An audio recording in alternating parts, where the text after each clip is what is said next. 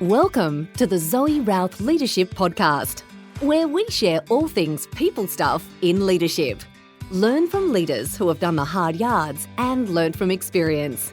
Hear from expert authors about the latest insights from culture to strategy and messy people dynamics. Get tips and insights from multiple award-winning author and leadership expert herself, Zoe Routh. Now, on with the show. Hi, it's Zoe, and I've got a question for you, and it's this. How good are you at storytelling? That's the first question. Second question is, how good are you at telling your brand story? Story about your brand as a leader. Maybe it's the brand for your team, for your organization. In any case, our guest today is an expert in business storytelling. It is none other than the fabulous Gabrielle, otherwise known as Ral Dolan. Now, Ral was on the show way back when at episode 30, when I was just starting out on the podcast, and we'll put a link in the show notes for you there. And she is fantastic. She is a best-selling author. This is her book number 6. She is an expert storyteller and leadership consultant and bloody funny. And I'm sure you're going to absolutely love this interview as much as I did. Okay, let's get into it. Awesome. Well, back for round 2 after first interviewing her on episode 30 way back when. We have the fabulous genius that she is, Gabrielle, aka Ral Dolan, on the show. Welcome to the show, Ral. Oh, thanks, Zoe. I can't believe that we first did a podcast, episode 30, which seems so long ago. It's probably 2 or 3 years. I'm doing about 50 episodes a year, probably a few more. So yeah, what's the math on that? I don't know. I can't do it. I do stories, not maths. Well, that's it. And you've pumped out, it's been a few years and you've pumped out a couple of books. Magnetic Stories is your latest. What number is this? This is officially the 6th published book. Look, if someone had told me, I don't know, maybe 10 years ago that I would have written 6 books, I would not have believed them at all. Every time I write a book, I think that's it. But, stuff happens and you go, oh, I should write a book about that. And then you do. So clearly stuff happened and you've written a new book. What was the catalyst for this one? Look, I guess it was probably about this time last year. I just started to notice people talking about brand storytelling. So, storytelling has become pretty popular now, which is good. And then brand storytelling I started seeing. And what I saw was companies attempting to implement brand storytelling and either do it incorrectly, as in just having one story, like thinking it's just the founder's story or something is brand storytelling, or producing a really slick corporate video is brand storytelling. And I just found myself going, that's not a story, or that is a story, but there's so many more stories. And I started to, as I speak to clients, and I would hear stories about companies that I would think they are fantastic stories that everyone, that companies should share those, and they weren't doing it. So after too many times of getting frustrated going, people are doing this wrong and they're missing out on opportunities, that's when I thought I should write a book about this. And so I did. I remember it was almost to the year ago I decided to write a book because I thought it'd be a really good time because I had so much international travel scheduled over the next 6 months. I do a lot of good writing on planes and waiting for planes. Well, yeah, clearly that didn't happen. But then, a 4-month lockdown in Melbourne provides another great opportunity to certainly pump out the words. Did you have to put yourself in a fake airplane chair environment in order to get into the creative space? That is funny because it's true. Because sometimes I maybe not to write, but the Qantas magazine now gets delivered to you, and I open it up with a glass of red and sit back in a recliner chair, just pretending I'm in business class. And is that just to recall those wonderful, fabulous travel days, or is it to get creative ideas? I know, it's just to recall wonderful travel days. Like it's been about 11 months since I've been on a plane, and I don't know. I'm looking forward to it. I mean, there's a lot of great things you miss about travel, but there was a lot of good things that happen with travel. So I'm looking forward to being able to do a bit more of it. Yeah, fantastic. Okay, so there's a couple of things I want to unpack around what you just said about why this book happened. Brand storytelling. So first of all, I think it probably needs to, let's go with the basic. What is a brand? Like, how do you define that? Yeah, one of my favorite definitions of brand comes from oh my god, name escapes me. The Amazon boss, Jeff.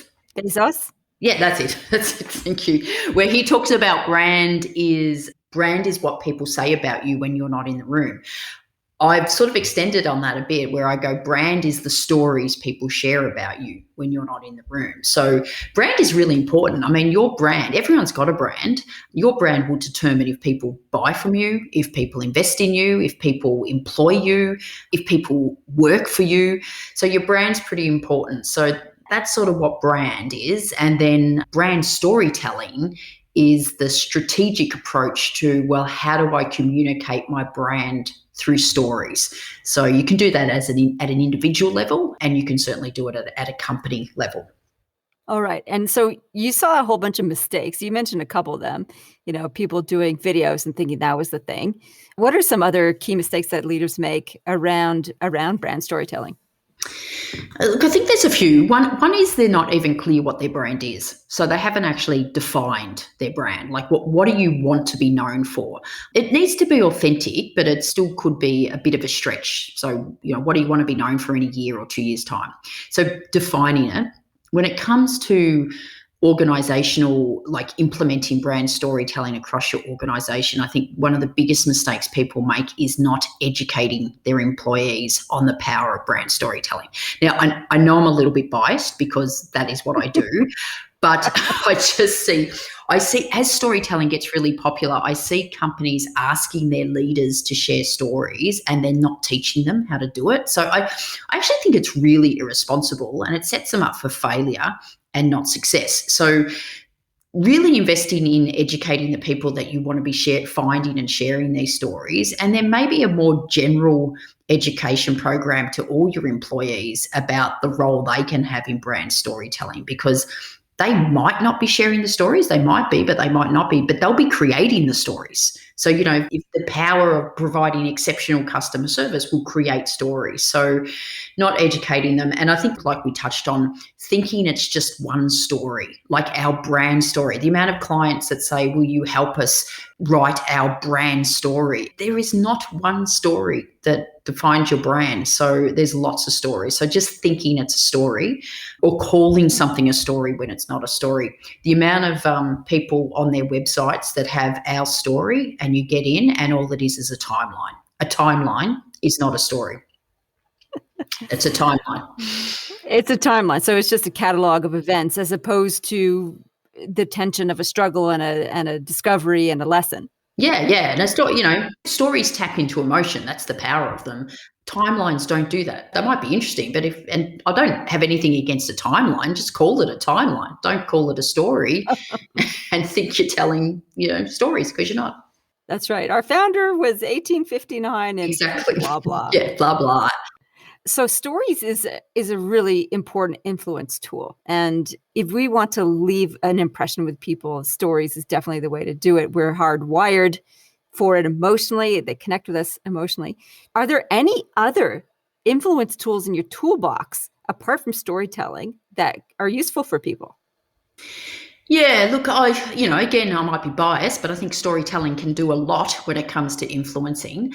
One of the things too is you still need the data and logic. So one of the things I talk about this, we have a bias towards trying to influence people through facts and figures and data, and you still need that. So even though I'm an advocate of the power of storytelling, it all still has to make really good sense. I think that's important, that you still need the logic, the facts, the figures, but you need story as well. So I think that's important. I think listening, when you're trying to influence people, trying to understand their point of view and where they're coming from, I think that's a very important approach to influence. And I think empathy. I think just, truly listening, truly having empathy can help a long way with building trust, which I think once you've got trust there, influencing is a lot easier. Okay, that's really cool.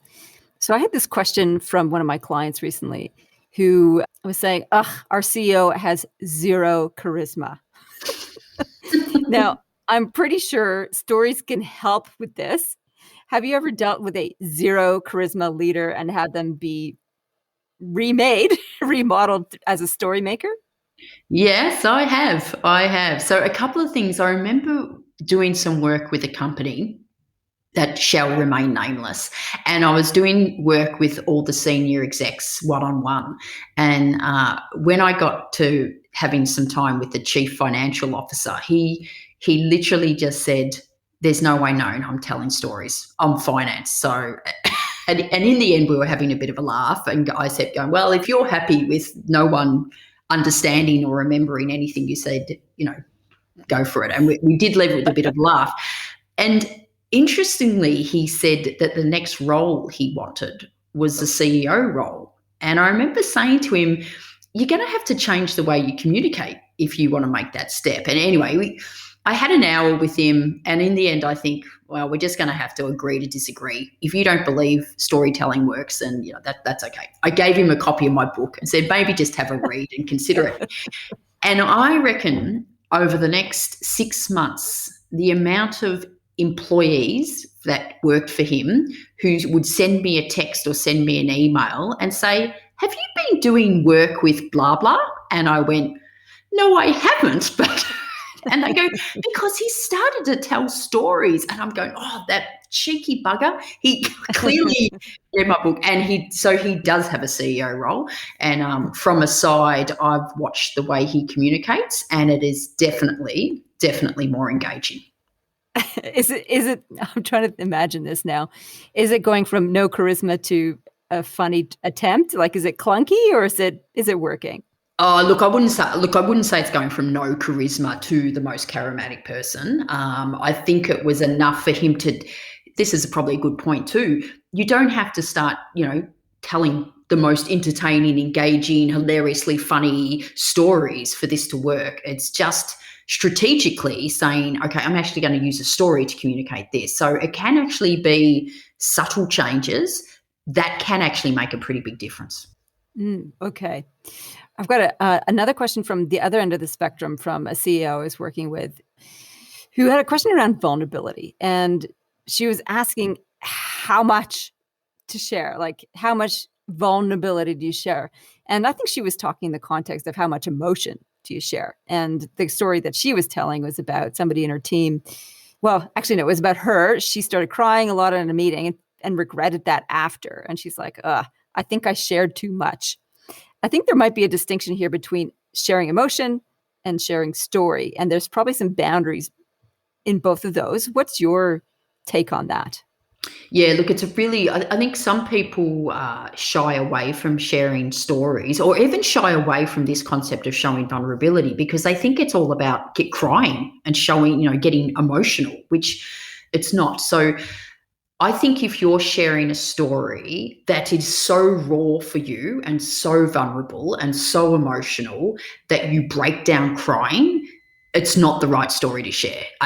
Because it's probably not going to be effective. You're probably going to have people feel sorry for you as opposed to try to remember any message you gave across, and you're just not ready to share it. So one of my lessons is you got to heal before you reveal. So yes, you could share a really emotional story, but maybe it's something that happened 10 years ago and you're actually now capable of talking about it from the lessons you learned as opposed to just being raw emotion. So I think that's one thing I'd like to say. The other thing too is showing vulnerability doesn't have to be overly emotional. I mean, sometimes leaders can just show vulnerability by just talking about the challenges they have. I worked with one gentleman, and he was sort of known as a bit of a tough ass leader. And it was for Are You OK Day. And he actually just shared a story about he was so focused on work that he would spend all his time at work. And it got to the point where his wife said to him, "It's either me or work. You make a choice." And he talked about how they went to marriage counselling and got through it. And he talked about how he's so glad his wife made him realise that. But that was a story he had not shared to anyone. And it was so against what he would normally, the persona he would normally sort of show, like, look at me. And he said the amount of people that came up to him and remembering this is Are You Okay Day, to say, I never knew you would do that. And it allowed them to share and to be really open about the challenges they were going through. So it doesn't have to be really emotional to just show some vulnerability, to just show you're not bulletproof. Yeah, and that's a pretty personal one to share too, When my marriage is on the rocks and I went to marriage counseling, it's kind of like, oh my God. Yeah, and look, and it was quite a personal one, but I guess because it was around the Are You Okay Day, I think it had to be to sort of show that we all go through some tough times. Yeah, I think that's a really important one. I was speaking to some leaders today, and one of them was saying he described himself as emotionally very robust. Like he doesn't have emotional well-being issues, according to him. And maybe that's true. Like when I first met him 6 months ago, he was pretty hard. I'm good. I'm fine. And I don't think it was an act. Like I think he's genuinely that way. And something happened, or something has been happening for him, where he's starting to notice that other people aren't like that. And for him, this is the struggle. It's like, I'm getting it now that people aren't as robust as me. And that's the thing that he's struggling with a little bit. He's like, I'm not sure how to help them. Before it was, I don't get them. And now it's like, I want to help them. I'm not sure how. And for him, that little baby step of admission was the vulnerability piece for him. It's like, I don't know how to figure this out. I'm good. They're not. Ugh. How do I make that work? Yeah, I think, Zoe, there's a whole generation that were probably raised that showing any form of emotion is a sign of weakness. So they sort of almost wear this as a badge of honor that I don't get emotional. And it was like, why is that a good thing? It's like, I don't know why that's a good thing. Yeah. So back to brand storytelling. In your fabulous new book, which is chock full of awesome stories. Thank God. You'd hope so, wouldn't you? Yeah, you totally will hope so. Can you tell me, like, you talk about there's 5 different types, right? Did I read that correctly in the brief? You did. There's 5 different types. Okay, tell me about the 5 different types for brand storytelling. Yeah, so as I was saying before, one of the mistakes people make is they say we're doing brand storytelling, but all they're focusing on is one type of story. And it's normally how the company started.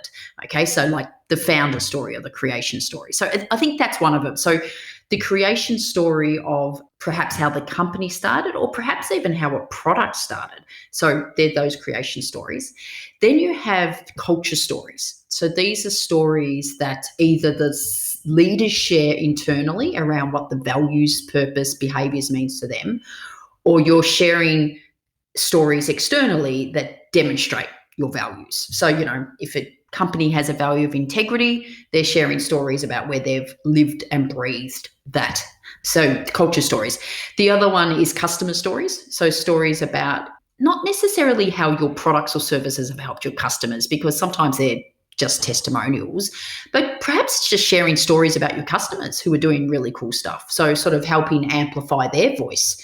Then there's community stories. So stories that your company is doing, the good things you're doing in the community. And again, try to raise it above just your corporate responsibility stuff. And it could just be about your employees doing some really cool stuff. And then the other one is challenge stories. So there was a lot of that came out of the last year, where we saw a lot of companies and individuals take up the challenge or rise to the challenge. It's just sort of almost going, what's your brand? And if you look across that spectrum of 5 stories, look at them all and not just the creation stories. Although, creation stories are good and some of them are really good. What are the ones that people gravitate? You said that people find that creation stories are the ones that people hang out for. What are the ones that people struggle with the most to find and work with? Well, ironically, I think I've seen some really good creation stories, but ironically, I think that is the one people get wrong the most. And maybe it's because the only one they focus on, and they do things like the timeline, or they miss out on opportunities around what a good creation story can be. So I'll give you an example. It's probably one of my favorite stories from the book. And it was around the backstory of Barbie. So the doll, Barbie the doll, right? Now I grew up as such a tomboy. I would be, riding my BMX bike and skateboard and playing cricket and football with my brothers.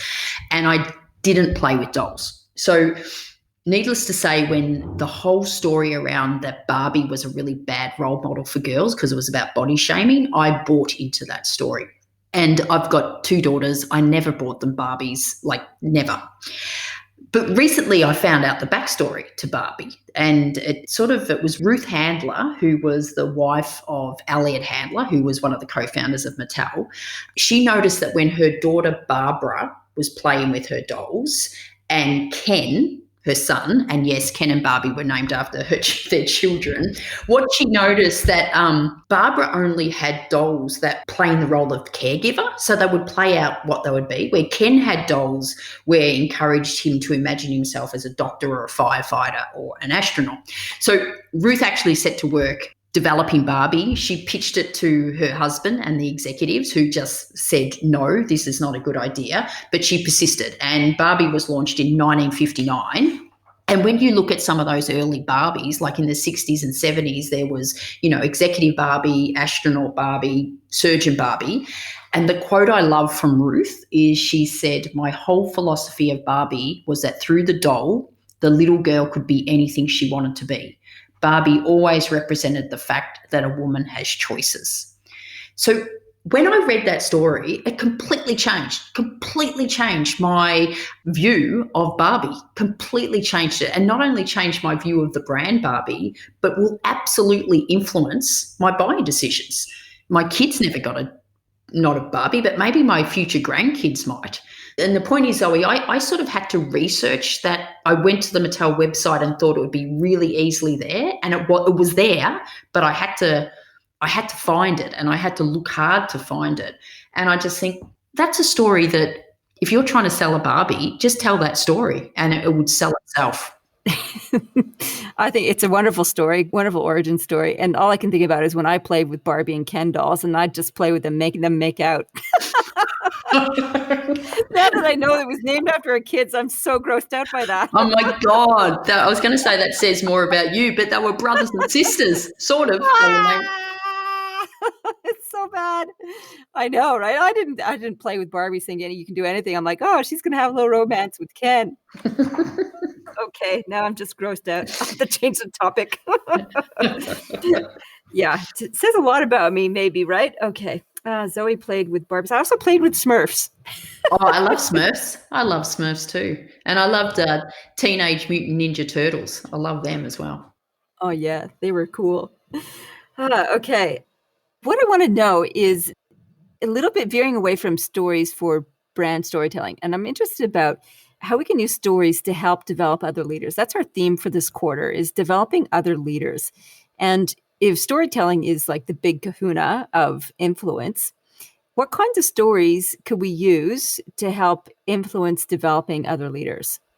Yeah, look, that's a really good question. And I think because storytelling, I guess, is a subtle way to influence. So I think storytelling, I mean, yes, you want to use it in presentations and stuff, but mentoring and coaching is a really powerful way to use stories. So when you're talking about developing other leaders, and perhaps it's sharing stories of what you've done, which doesn't give them the answer, but allows them to question what they're doing and question the story they're telling themselves. I remember one of the most probably challenging leadership development programs I've ever done was at Harvard. And, Zoe, I wasn't going to do a podcast without mentioning Harvard. You knew that.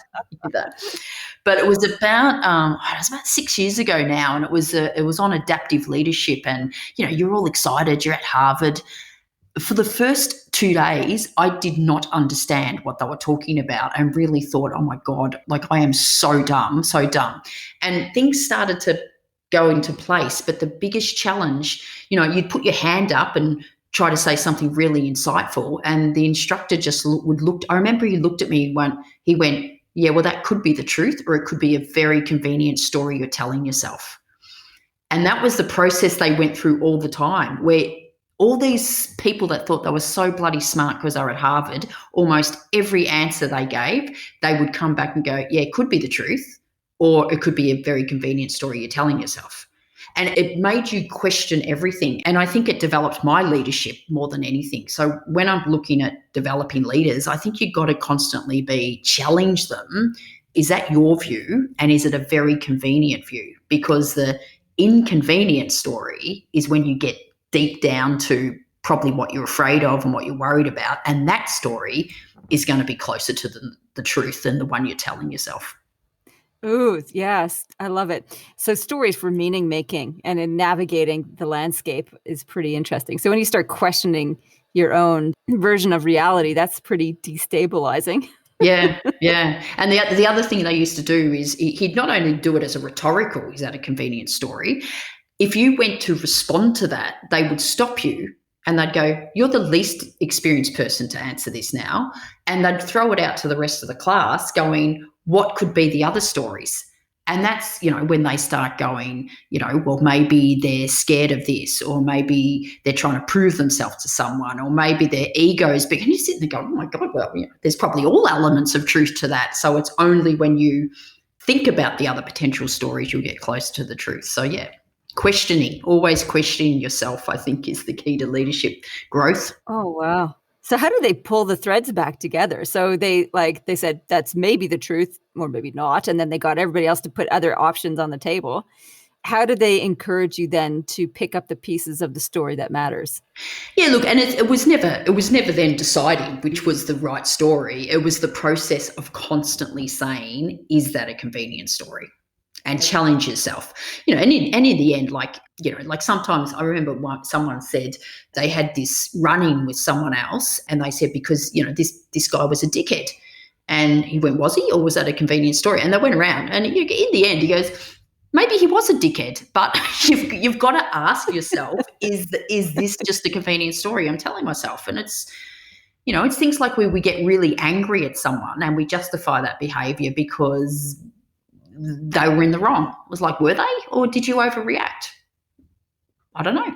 Yeah, nice. Yeah, I think that's wonderful. And a lot of it, it comes back to one of the other tools of influence tools that you mentioned is listening and empathy. Is that in the story that you're telling about what's going on?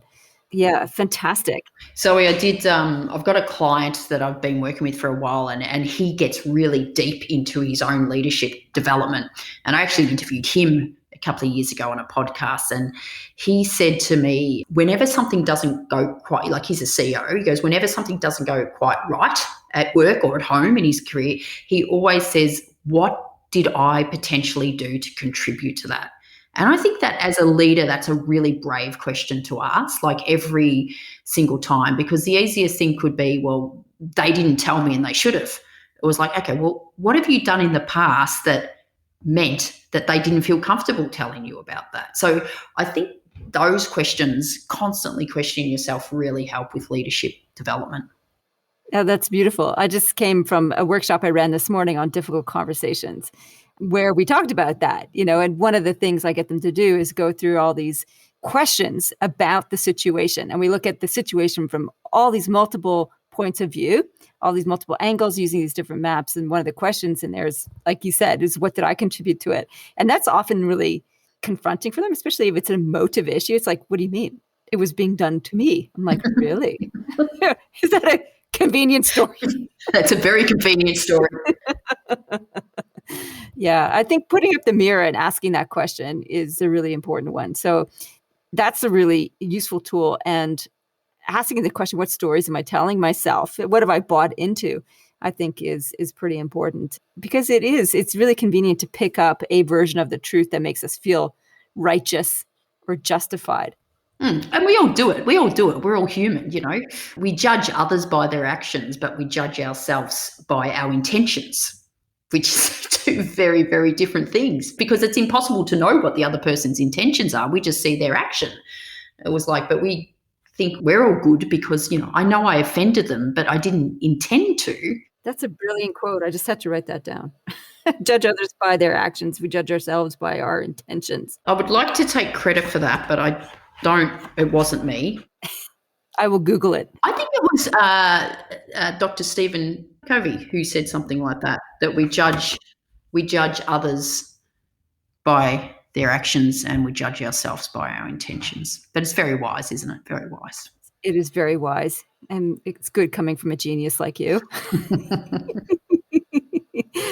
So what do you think are the stories that people tell themselves that are the hardest ones to confront?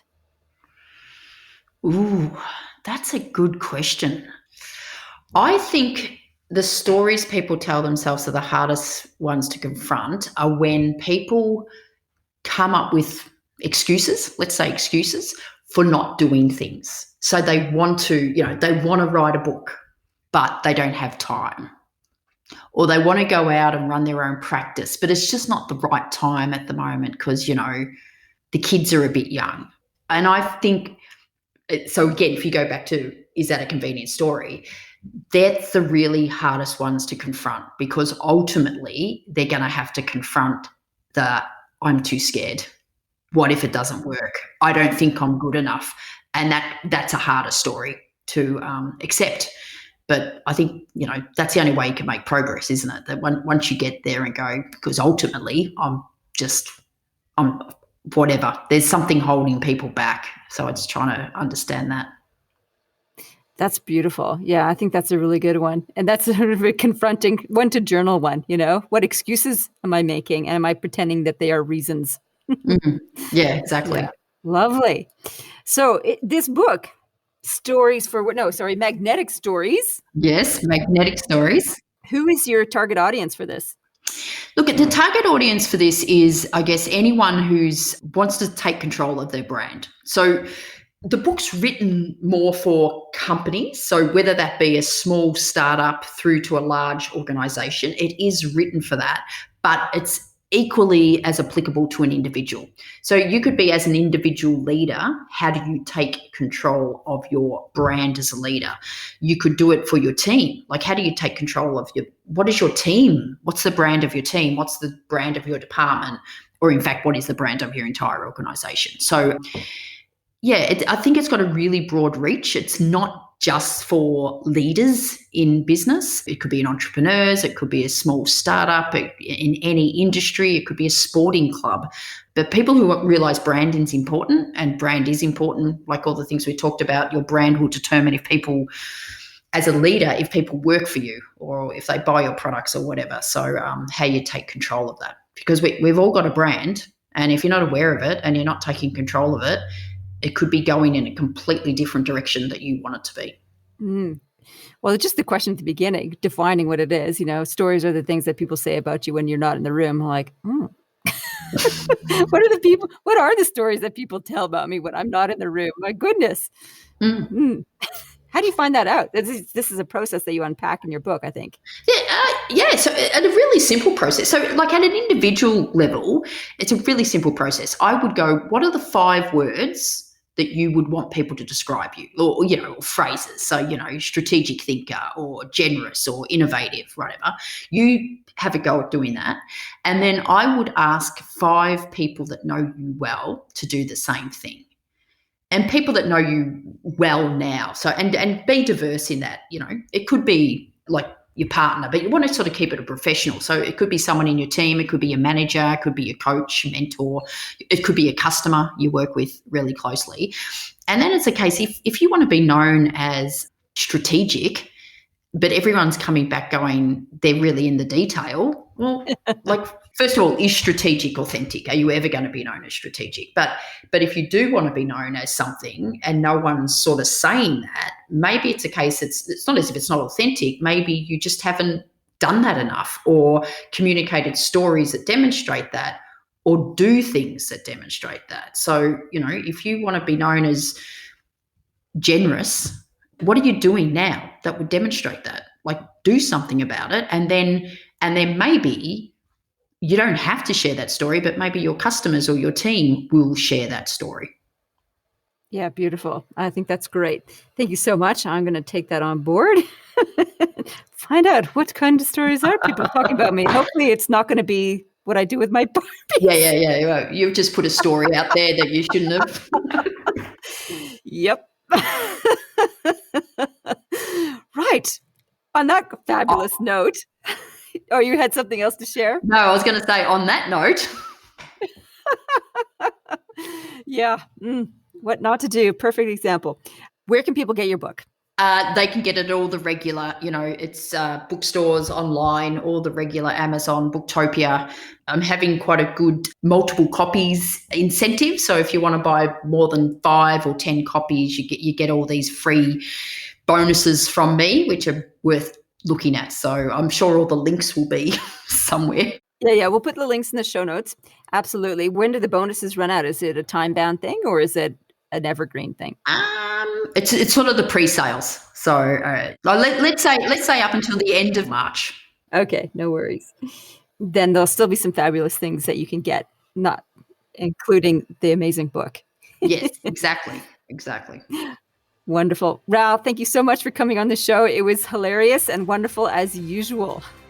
Thanks, Zoe. It's been, again, so much fun and look forward to do it again. Maybe episode 500 or something. You're in.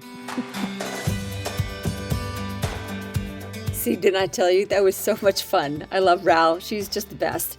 Key takeaways for me, I'm definitely going to go and do that exercise. What are the 5 words I want to be known for? And consult with a couple people and ask them what are the 5 words they think about me when they think about me, and do a little bit compare and contrast. That's the first exercise. And then have a look at the 5 different types of stories and see which ones we are missing. And I think we're missing a few, and we should get on to that. Now, a couple of announcements and reminders. The Great Podcast giveaway is on now. So this is your chance to get a journal, all for exchanging your point of view. So if you rate and review the podcast on any of the platforms, and then you need to come over to our podcast page and let us know that it was you and what you wrote, that would be fantastic. And we can mail you out a hard copy journal. Yes, not an electronic one, a real in your hand journal. And at the end of the promo, which ends at the end of March, we're going to pick the top 5. And the top 5, you know what qualifies for a top 5 podcast review? One where you say that you like the show, of course, and then something that you learned and implemented. And that's the really cool aspect of that. So if you want to be considered the top 5, that's the criteria. In any case, everyone gets a journal. We have 30 to give away. Once they're gone, they're gone. So get in quick. All right, that's it from me. In the meantime, live well, lead well. You've been listening to the Zoe Routh Leadership Podcast with leadership expert Zoe Routh. For more about people stuff and to contact Zoe, go to zoerouth.com.